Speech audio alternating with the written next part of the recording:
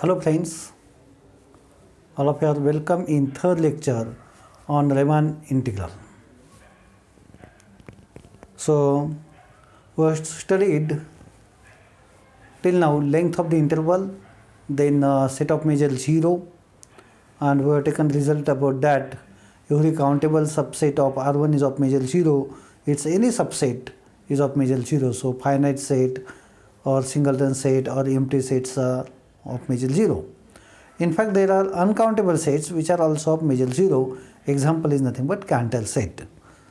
Then property hold almost everywhere if set of those points at which property fails is of measure 0, then we say that property hold almost everywhere defined on that set. And function is continuous almost everywhere if set of those points at which f is discontinuous is of measure 0. Now we have to develop definition of Riemann integral.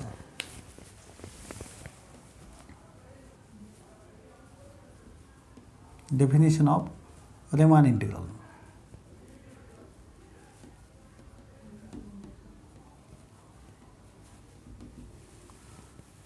So to define concept of Riemann integral, firstly we have to talk about bounded function, then its supremum, infimum, etc. Okay. So if f is bounded function or f from a to r is bounded function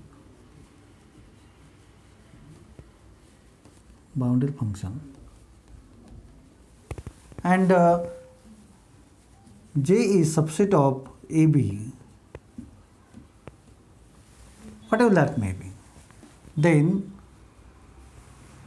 supremum of m of f over J is nothing but least upper bound of fx, x belongs to J. So as function is bounded over AB, so it must be bounded on J. So supremum or least upper bound of fx for x bearing in J must exist. Then this is the notation: m of f over J is equal to greatest lower bound of fx, x values in J. This notation we require for that. Then oscillation. We don't require this too much. Oscillation of f over J is nothing but supremum of f over J minus infimum of f over J. This is definition of oscillation. We have also concept of oscillation. Okay, so this is supremum of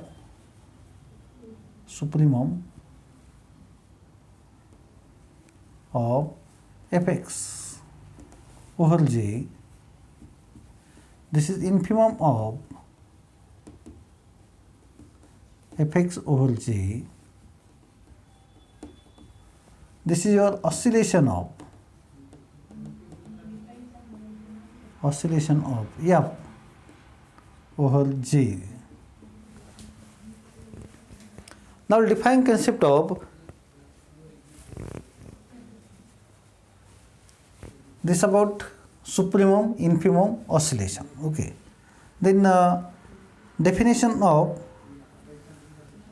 subdivision.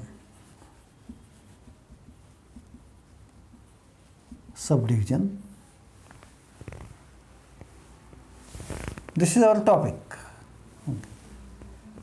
Let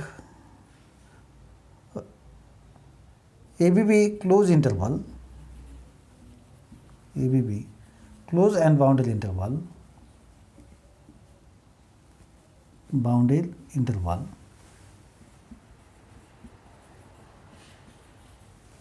then set of points, then set x0, x1 dot dot up to xn, x2 and so on. dotted up to xn of points in AB, of points in AB is said to be subdivision. Is subdivision of AB if subdivision of AB if A equal to x naught is less than x1 less than x2 less than and so on less than xn minus 1 less than xn is equal to b. So dash points are in increasing order and its first point is A, last point is B. Okay. So whatever your interval AB, so this is AB. So A equal to x naught, some point x1, x2, x3, okay, x4 and so on. This is your xn minus 1 and xn is equal to b. So collection of those points from AB is known as subdivision of AB. Okay. Moreover, ik is equal to xk minus 1 to xk in bracket k equal to 1 to dot dot up to n are called as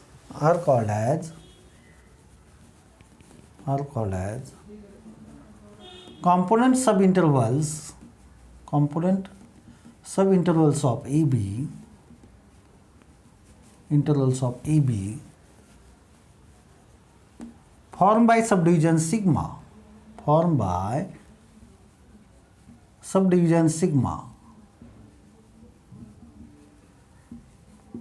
Okay. Then refinement. If sigma and tau are subdivisions of AB such that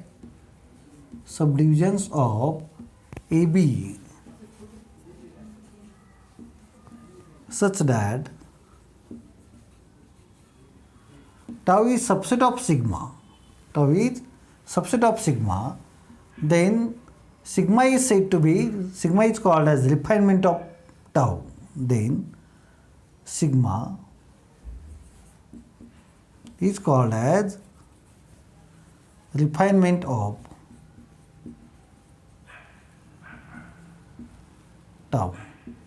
So if I construct some subdivision tau of AB, then inserting additional 1 point between two, suppose here in x2 and x3, if I insert x2 dash, then I will get x0, x1, x2, x2 dash, x3, x4 dot dot etc. up to xn is equal to b is the refinement of original subdivision.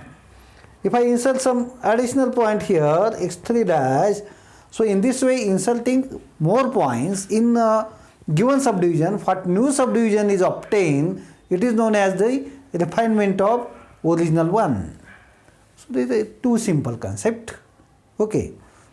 So now if you observe, due to the refinement, due to the subdivision sigma, what component subintervals we are getting, their union is whole set AB, union of all ik's must be equal to AB. Moreover, any two subintervals, component subintervals are either disjoint or contains just single point if they are successive component subintervals. I1 and I2 contain just x1, I2 and I3 contain just x2 and so on. In minus 1 and in contain just single point xn minus 1. Is it clear? So now for this refinement, we'll define now upper sum, lower sum. Okay, upper sum, lower sum. So we have defined refinement, component subintervals formed by subdivision. Okay, then upper sum and lower sum. So let f from closed and bounded interval AB to R be boundary function,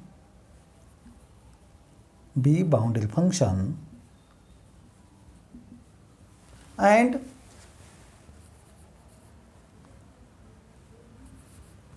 sigma is equal to x0 x1 dot dot up to xn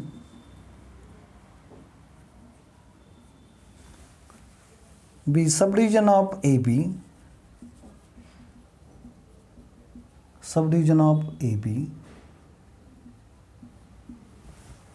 ik's is equal to xk minus 1 to xk, k equal to 1 to dot dot up to n are component subintervals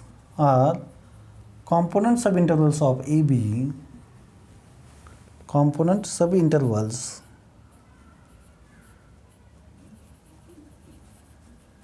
of AB formed by sigma,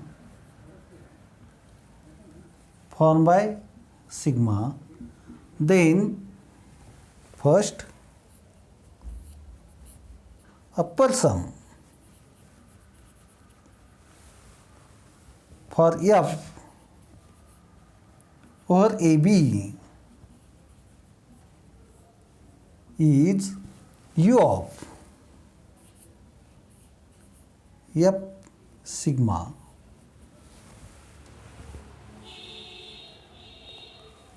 over AB, it is sigma over subdivision sigma is upper sum of F over sigma is equal to summation of k equal to 1 to n supremum of F over ij into length of ij. Sorry, here as a written ij, so here also I will take j symbol, supremum. And next definition is upper sum, lower sum.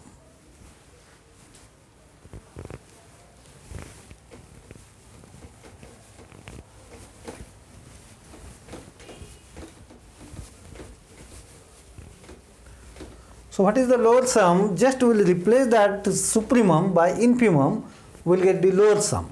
Okay. Second, lower sum for F over sigma is denoted by LF sigma is equal to summation of j is equal to 1 to n infimum of F over ij into length of ij. Okay. So this is your lower sum and this is upper sum. Is it clear?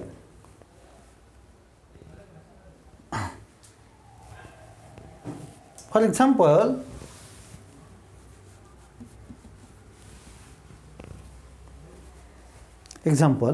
so let F from AB to R or 0 1, we will take 0 1 say 0 1 to R be function defined as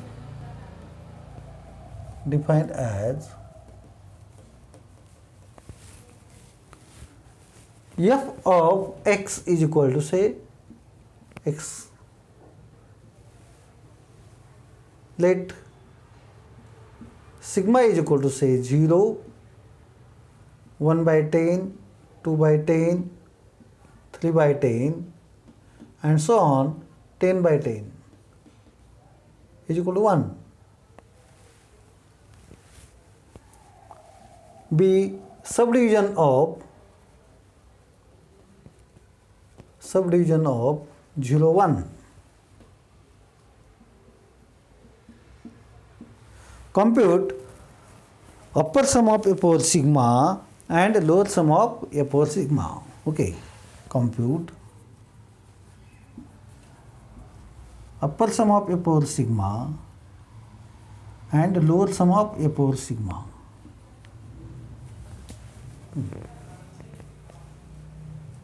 So solution, here fx is equal to x. Okay, if you observe the function 0, 1, 1, so it is increasing function.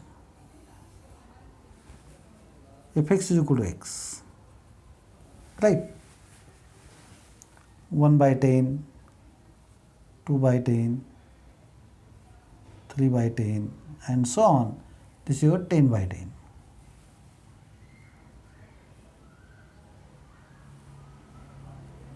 Okay. So we'll get like this. Here fx equal to x is increasing function, increasing and bounded function, and bounded function on 0, 1. On 0, 1. As f dash x is equal to 1 greater than 0 for all x. Okay, therefore it is increasing.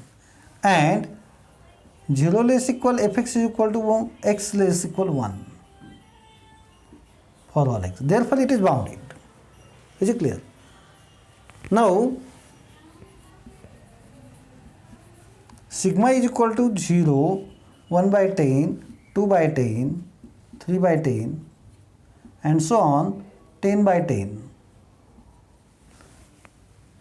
Is subdivision of AB is subdivision of 0, 1. And therefore Ik is equal to k minus 1 upon 10 to k by 10. K equal to 1 to up to 10 are component subintervals,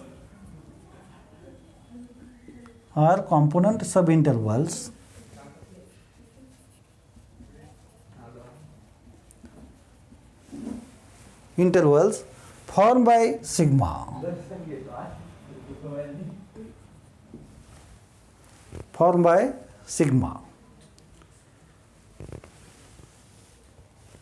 Supremum of formed by sigma such that length of Ik is equal to 1 by 10 for every k. Moreover, supremum of f over Ik, as it is increasing function, so it is f of k by 10. F of k by 10, which is k by 10,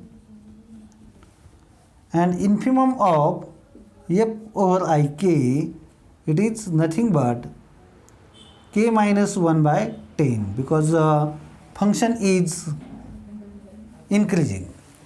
So over Ik, infimum is attained at left point and supremum is attained at right point, due to that function is increasing. Now upper sum of f over sigma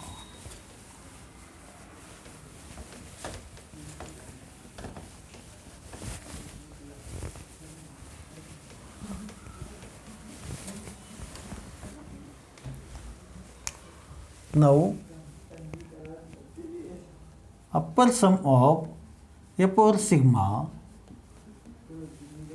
is equal to summation of k equal to 1 to 10 supremum of f over Ik into length of Ik. Length Ik mod, okay, is equal to summation of k equal to 1 to 10. What is supremum of f over Ik is nothing but k by 10 into length is 1 by 10. Length is 1 by 10. Is it clear? So I'll take 1 by 10 square outside into summation of k equal to 1 to 10 k, and then this sum is nothing but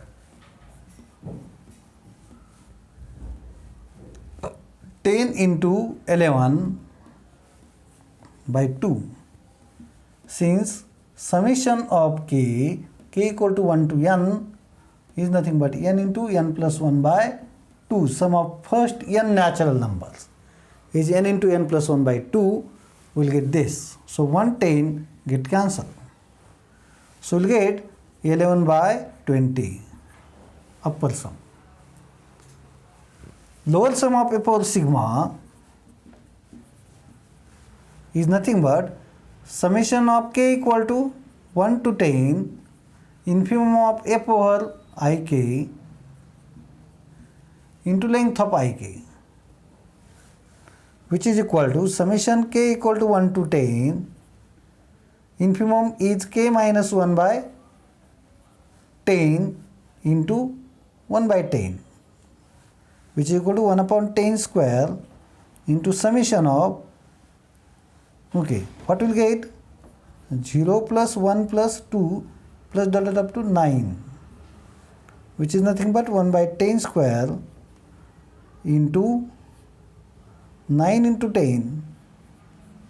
So 110 get by 2, 110 get cancelled, and we will get answer to be 9 upon 20. Again here reasoning is summation k equal to 1 to n is n into n plus 1 by 2. Is it clear? So with this discussion we'll stop this lecture here. Thanks for listening lecture carefully. Bye bye.